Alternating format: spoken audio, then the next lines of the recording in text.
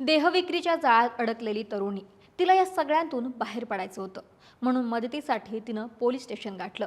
खाकी म्हणजे रक्षणकर्ता, म्हणून मला मदत करा असं तिने हातही जोडले. पण याच पोलीस ठाण्यामध्ये पुन्हा एकदा तिचा सौदा झाला आणि पुन्हा तिला देहविक्रीच्या दलदलीमध्ये ढकललं गेलं. हा सगळा धक्कादायक प्रकार घडला पुण्यात. नेमकं काय घडलं पाहूयात व्हिडिओच्या माध्यमातून. नमस्कार, मी अक्षता आणि तुम्ही पाहताय सकाळ. सुमारे महिनाभरापूर्वीची गोष्ट. रात्रीच्या वेळी एक तरुणी फरासखाना पोलीस ठाण्यामध्ये आली. तिने कर्तव्यावरती असलेल्या महिला पोलीस हवालदाराला आपली आपबीती सांगितली. आपण बांगलादेशी नागरिक आहोत आणि बुधवारपेठ परिसरामध्ये आपल्याकडे जबरदस्तीनं वेश्या व्यवसाय करून घेतला जात असल्याची माहिती तिनं दिली. मला हा व्यवसाय करायचा नाही, पण माझ्यावरती बळजबरी केली जाते. मला हे करण्यासाठी भाग पाडलं जातं. मला मदत करा असं म्हणत तिने आपली सुटका करून घेण्यासाठी मदतीची विनंती या महिला पोलिसांकडे केली. मात्र मदत करण्याऐवजी संबंधित महिला पोलीस हवालदाराने त्या तरुणीला बुधवार पेठेतील शुक्रवार पेठ पोलीस चौकीमध्ये नेले. तिथे ती तरुणी ज्या कुंटणखान्यात काम करत होती त्या कुंटणखाना मालकिनीला बोलवण्यात आलं. त्यानंतर महिला पोलीस कर्मचारी आणि कुंटणखाना मालकिनीमध्ये काही संशयास्पद बोलणी झाल्याचं समोर आलं.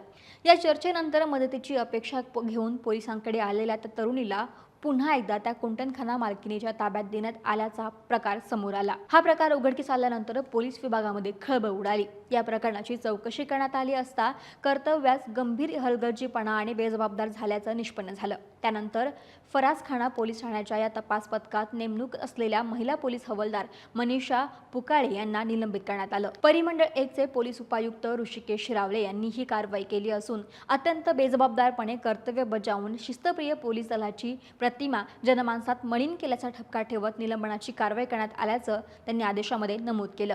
मदतीसाठी स्वतः पोलीस ठाण्यामध्ये आलेल्या एका बांगलादेशी तरुणीला पुन्हा जबरदस्तीनं वेश्या व्यवसाय करून घेणाऱ्या कुंटणखाना मालकिनीच्या ताब्यात दिल्याचा आरोप करत महिला पोलीस कर्मचाऱ्याला झाला आणि संबंधित महिला पोलीस कर्मचाऱ्यावरती निलंबनाची कारवाई करण्यात आली. पुण्यातील फरासखाना पोलीस ठाण्यामध्ये घडलेल्या या घटनेमुळे पोलीस दलाच्या कार्यपद्धतीवरती पुन्हा एकदा प्रश्न उपस्थित झालेत. बांगलादेशी तरुणीच्या प्रकरणाचे निलंबित करण्यात आलेल्या महिला पोलीस हवालदार देखील याच फौजदारांच्या मार्गदर्शनाखाली तपास पथकात कार्यरत होत्या. या फौजदारांना बांगलादेशी तरुणी प्रकरणाची माहिती नसावी हे शक्यच नाही. त्यामुळे तपास पथकाच्या कार्यक्षमतेवरती प्रश्नचिन्ह उपस्थित केले जाऊ लागले.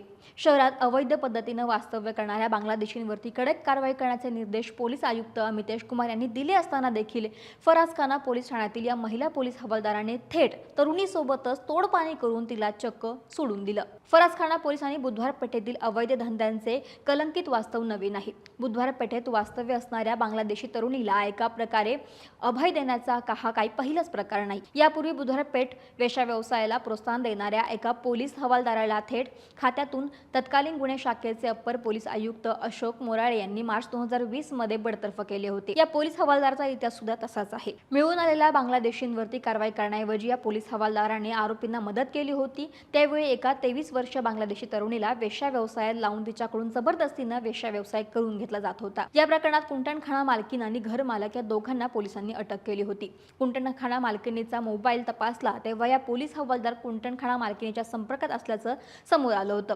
सर्वात गंभीर प्रकार म्हणजे ज्या सदनिकेत या देहविक्रीचा व्यवसाय चालत होता ती सदनिका कुंटणखाना मालकीन आणि एका अन्य व्यक्तीच्या नावावरती होती. परंतु प्रत्यक्षात या पोलीस हवालदाराच्या पैशानं ही सदनिका खरेदी करण्यात आली होती. महाराष्ट्रातील सर्व बातम्यांचे विश्वासार्ह व्यासपीठ सकाळच्या सर्व सोशल मीडिया प्लॅटफॉर्मला लाईक, फॉलो आणि सबस्क्राईब करा.